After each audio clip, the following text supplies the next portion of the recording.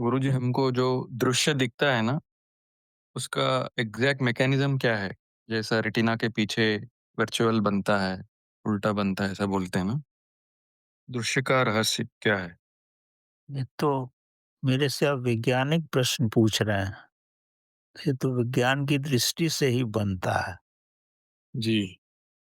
इसको मैं वैज्ञानिक उत्तर नहीं दे पाऊँगा, लेकिन मैं इतना ही कहना चाहूँगा कि जो भी आप अपने मन के नेत्रों से देखते हैं, भौतिक नेत्रों से नहीं, जो मन के नेत्रों से देखते हैं, वही आपको दिखाई पड़ेगा, जहाँ आपकी कल्पना की गहराई आपको ले जाएगी।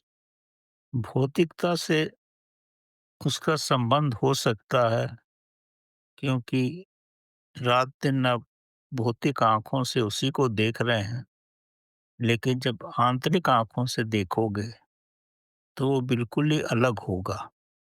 जैसे आकाश में चाँद स्थिर रहता है और पानी में जब उसका प्रतिबिंब बनता है, तो जैसे पानी में हल्की-हल्की लहरें आती हैं, वो प्रतिबिंब हिलता रहता है, तो वो वास्तविक नहीं होगा।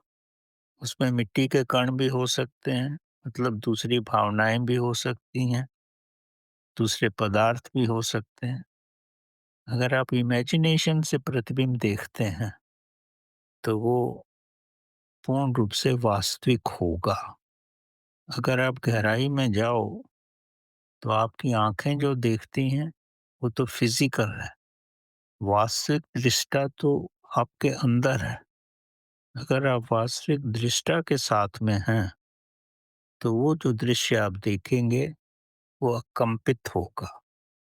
उसमें कंपन नहीं होगी और जब कंपन नहीं होगी, तो वो भौतिक दृश्य से काफ़ी अलग हो सकता है। उसमें रंगों का प्रभाव भी नहीं होगा और जो भौतिक लहरों का और दूसरे आकर्षणों का भी प्रभाव नहीं होगा।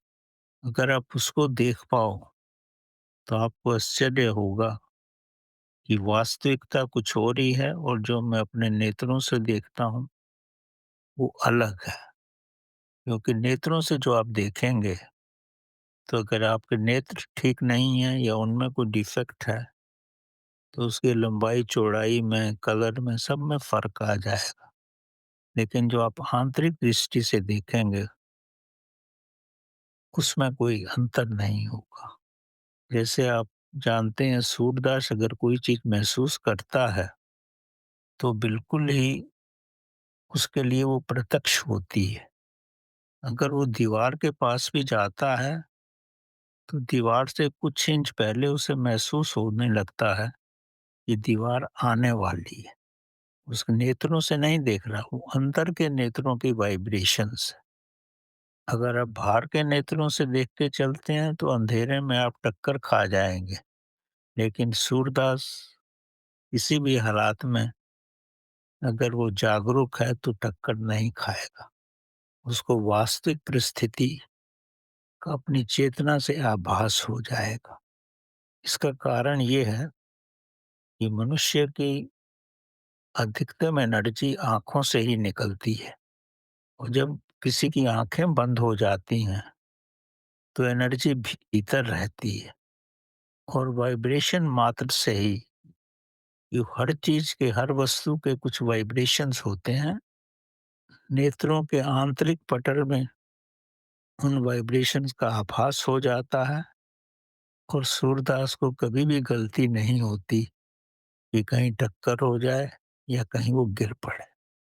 तो आंतरिक मैकेनिज़्म तो बिल्कुल ही अलग है और बाहर से आप जो भी देखते हो, मेरी दृष्टि और होगी, आपकी और होगी, किसी और की और होगी।